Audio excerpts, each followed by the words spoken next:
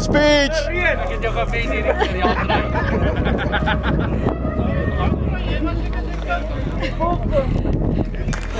Nylstroom.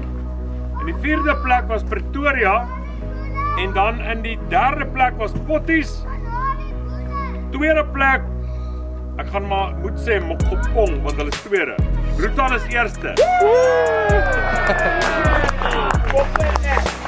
Dat die ouens wat hier is, sal asseblief nader kom as sy span, dat ons 'n spanfoto kan neem van daai ouens wat gewen het. Die boerevereniging wat die prys gewen het, was baie naby.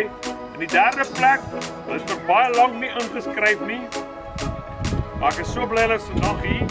Hulle het 3 ander boereverenigings gewen. Die 3de plek Sterkfontein. Mooi.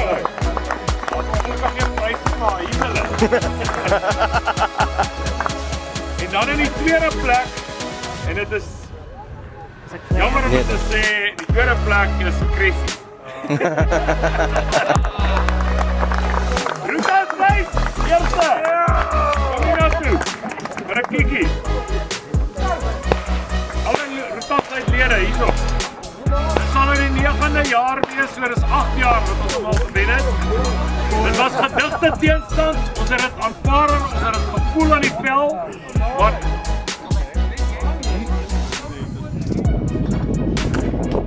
dis in die 1ste plek en die 2de plek by die boerevereniging is daar 'n skamele 300 punte verskil.